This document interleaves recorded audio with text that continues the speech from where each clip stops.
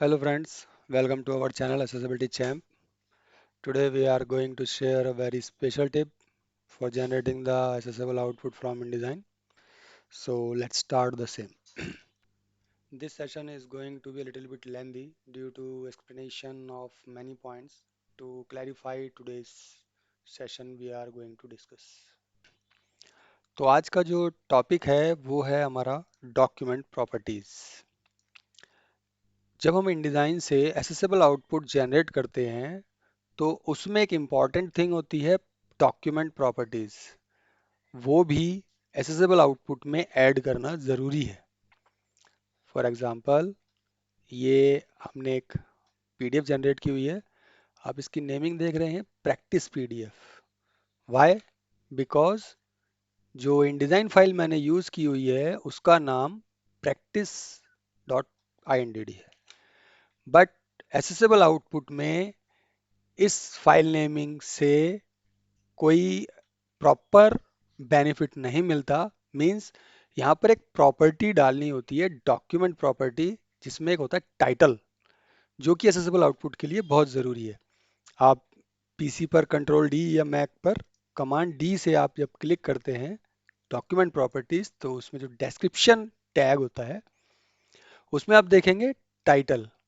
ये टाइटल बहुत important thing है एसेसिबल पीडीएफ में यूज करने के लिए। अदरवाइज जब हम एसेसिबिलिटी चेकर से पीडीएफ को चेक करते हैं तो एक एरर अपीयर होती है, title missing, like that, title failed. तो इस एरर को रेमेडिएट करने के लिए हमें क्या करना होता है, यहाँ पर टाइटल डालना होता है। फॉर एग्जाम्पल हमने यहाँ पर टाइटल डाल दिया, ऑथर, ठीक है। सब्जेक्ट जो भी चाहिए आपको, आपका जो भी टॉपिक होगा, कीवर्ड्स, आप स्पेसिफिक कीवर्ड्स भी ऐड कर सकते हो, but the most important is title.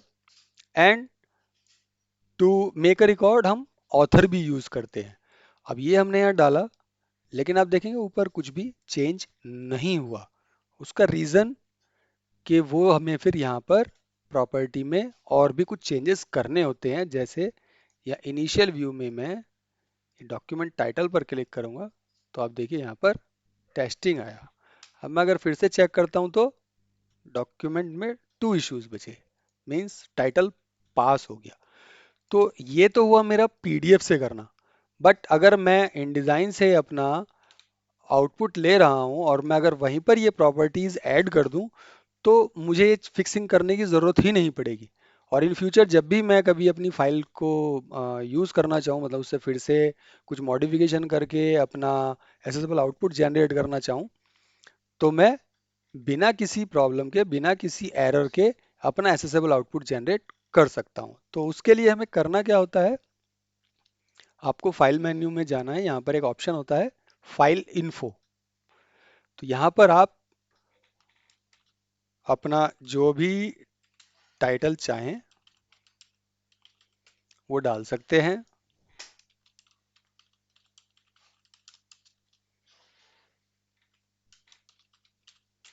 Like that. Okay, ये मैंने कीवर्ड भी डाल दिया, ये मैंने किया ओके। तो ये मेरी प्रॉपर्टी में ऐड हो जाएगा जब मैं एसेसिबल आउटपुट जनरेट करूंगा। अब इस एसेसिबल को जब हम आउटपुट लेते हैं तो उसमें जब हम एक्सपोर्ट करते हैं, ये मैं आपको दिखाता हूँ। हमने इसको एक्सपोर्ट किया। आप पीडीएफ लेंगे इंटरेक्टिव। इस इंटरेक्टिव पीडीएफ में जब इसका प्रीसेट पॉपअप पॉप होता है तो उसमें कुछ सेटिंग्स भी करनी होती हैं जो मैं आपको आज समझाता हूँ। आपकी रेंज है, आपको जो भी पेज, पूरी फाइल चाहिए या कुछ स्पेसिफिक पेजेस चाहिए, जैसे कि आप प्रिंट कमांड में यूज़ करते हो वो आप यहाँ यूज़ करोगे। आपको किस फॉर्मेट में चाहिए, पेजेस में या स्प्रेड्स में, मैं यहाँ पेजेस चूज़ कर रहा हूँ। व्यूइंग प्रॉपर्टी आपकी एज पर योर रिक्वायरमेंट है, जैसा आप चाहें वो आप सेट कर सकते हैं। एक मैंने ऑप्शन क्लिक किया हुआ view after exporting, so that के मेरे को वापस सर्च करके फाइल ना खोलनी पड़े, पीडीएफ क्रिएट होते ही ऑटो ओपन हो जाती है। अब जो हमारे एसेसिबल आउटपुट के फीचर्स हैं टू बी इंक्लूडेड, वो मैं आपके साथ शेयर करता हूँ। एक ऑप्शन होता है create tagged PDF. This one. It should be always checked in to get the tagged PDF from InDesign. उसके जस्ट नीचे एक ऑप्शन होता है use structure for tab order. ये भी आपका चेक होना चाहिए.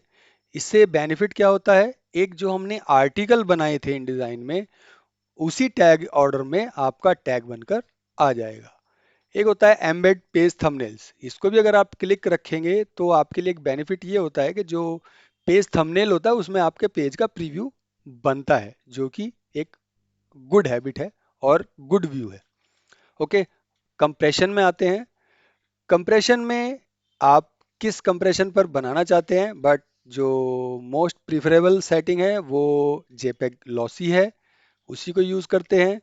जेपेग क्वालिटी जो आपको लेनी है वो आप अपनी रिक्वायरमेंट के हिसाब से ले सकते हैं, but as a normal standard it should be medium. अब आता है रिजोल्यूशन.